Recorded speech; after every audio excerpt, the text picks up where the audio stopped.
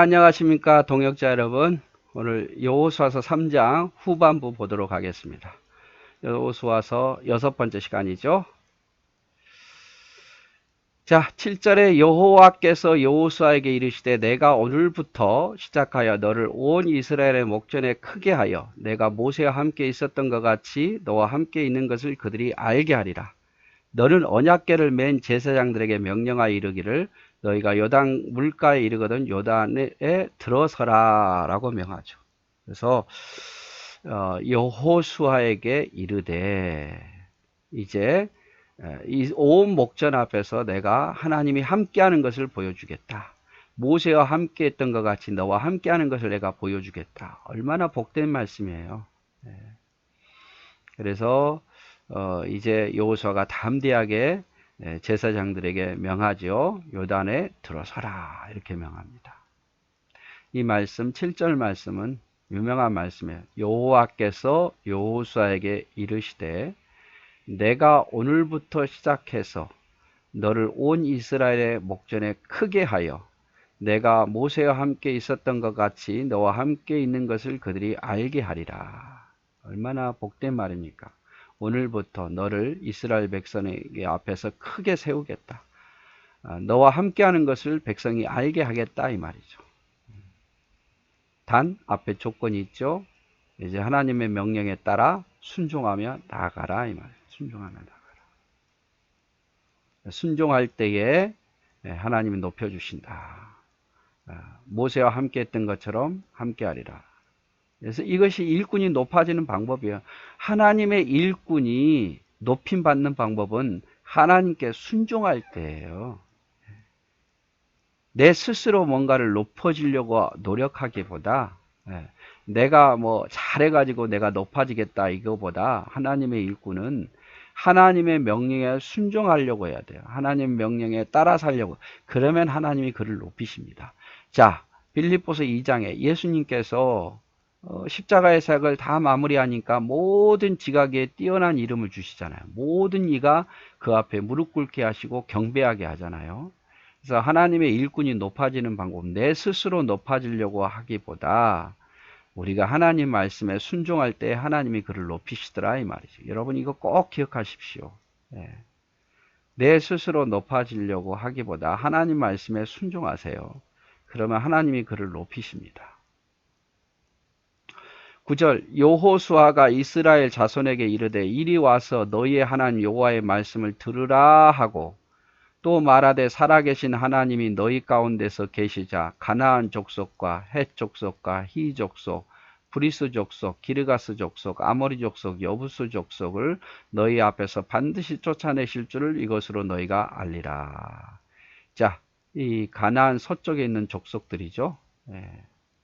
보라 온 땅의 주의 언약궤가 너희 앞에서 요단을 건너가고 있으니 이제 이스라엘 지파 중에서 각 지파에 한 사람씩 12명을 택하라. 온 땅의 주 여호와의 궤를 맨 제사장의 발바닥에 요단 물을 밟고 멈추면 이렇게 제사장의 발바닥에 요단 물에 멈추면 요단 물 곧 위에서부터 흘러내리던 물이 끊어지고 한 곳에 쌓여 서리라. 위에서부터 물이 멈춘다 이 말이에요. 위에서 물이 끊어질 것이다 이 말이에요. 한 곳에 머물러 있다 이 말이죠. 그래서 여호수아에게는 온 이스라엘 목전에서 너를 크게 해서 너와 함께 있는 것을 모든 백성이 알게 하리라. 순종하면 제사장에게는 흘러넘치는 요단강을 먼저 앞서서 건너가게 하라. 백성에게는 가나안 사람을 너희 앞에서 쫓아내리라 하시면서 제사장의 발바닥에 요단물을 멈추면 흘러내리는 끊어지고 한 곳에 쌓여 있게 되리라.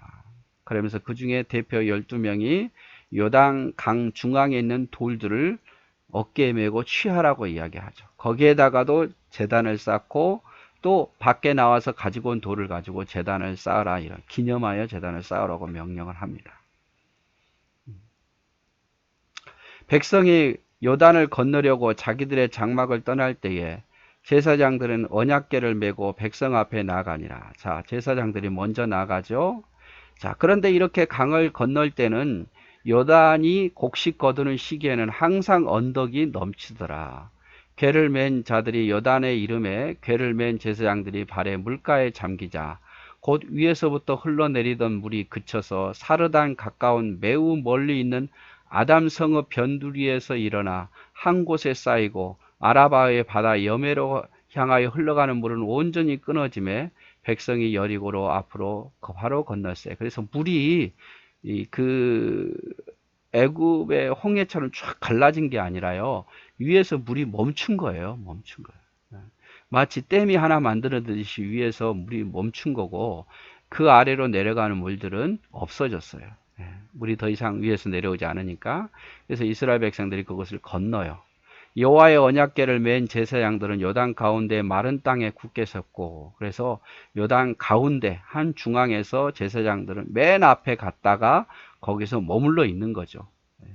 백성이 다 건널 때까지 모든 백성이 요단을 건너기까지 마칠 때까지 모든 이스라엘은 그 마른 땅으로 건너갔더라. 그래서 지도자의 어떤 더 담대하겠죠. 제일 먼저 갈라지기 전에 그 물이 내려오기 전에 건너야 됐고 또 백성들이 다 건널 때까지 거기 마지막까지 머물러야 됐어요. 어떤 위험한 일 닥치면 사람들이 제일 먼저 빠져나가려고 그러잖아요. 그런데 제사장은 본을 보이라 이 말이죠. 거기에 머물러 있으라. 그래서 곡식 거두는 이 시기라는 것은 밀과 보리를 거두는 시기였고 이때는 헬몰산에 눈이 녹고 비도 많이 내리기 때문에 수심이 약 3m에서 4m, 키보다 훨씬 더 2배 되죠. 그 정도 수심이 되고 폭도 30m 이상이 된다고 합니다. 30m 이상. 물살도 세겠죠. 그래서 평소 때는 그렇게 물이 많지 않아요. 평소 때는 물이 많지 않은데 이렇게 요단강이 여기서 헐몬산이 있거든요. 헐몬산이 있어요. 여기 헐몬산은 항상 눈이 이렇게 쌓여 있어서 높은 산이니까 눈도 높고 비도 많이 올 때 우기 때라서 이렇게 물이 많이 내려옵니다. 이쪽에 물이 훨씬 더 많아요. 근데 물이 많이 이렇게 내려오는데 여기가 갈릴리죠. 여기는 메론 물가고 요단강이 이렇게 흘러서 사해로 흘러 들어가고 더 이상 흘러 들어가지 내려가지 못하죠. 근데 지금 이렇게 보면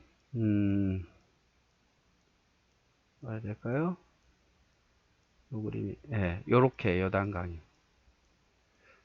뭐 아유 뭐 별거 아니네 그냥 그 뭐 시냇가하고 똑같네 이렇게 볼 수 있죠. 근데 물이 많이 내려오면 이게 물이 이렇게 넘칠 30m 가까이 돼요. 30m. 꽤 30m는 먼 거리입니다, 여러분. 수심도 키의 2배니까. 근데 지금은 요 이스라엘 지도를 보면 여기가 시리아거든요. 여기가 요르단이고. 그런데 레바논이 있고 서로 물이 부족하다 보니까 여기 격가지로 흘러 들어가는 뭐 야복강이라 이런 많은 또 강들이 있어요. 그래서 이걸 다 물이 부족하니까 댐을 막아버려 가지고 이 물이 별로 안 흘러요. 이쪽은 물이 좀 많은 편인데 원래 비가 많이 오고 이쪽은 물이 많이 흘러야 되는데 막아버리니까 물이 거의 요 정도로 요 정도밖에 흐르지 않아요. 근데 옛날에는 그러지 않았다 이 말이에요. 댐이 없었을 시대는 비가 많이 온 시대 우기 때라든지 눈이 녹을 때는 굉장히 물이 넘쳐났어요. 뭐 바다처럼은 아니어도 수심이 3m, 4m 그리고 여기가 30m 되는 사람이 건너기 힘든 때였죠. 근데 여기 물이 탁 이렇게 댐처럼 막아져 가지고 물이 흐르지 않으니까 이스라엘 백성들이 건넌 거죠.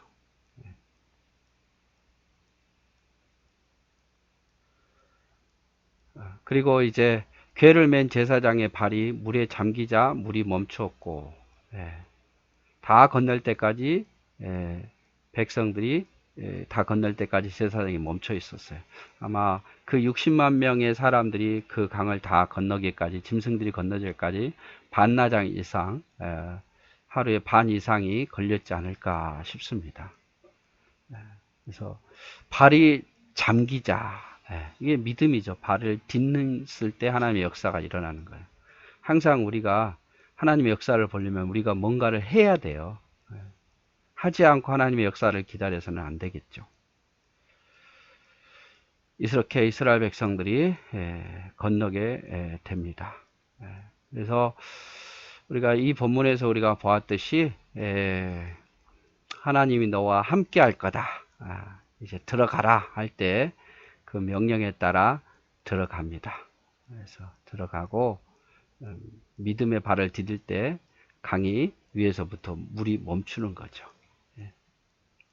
자, 오늘 여기까지 보도록 하겠습니다. 감사합니다.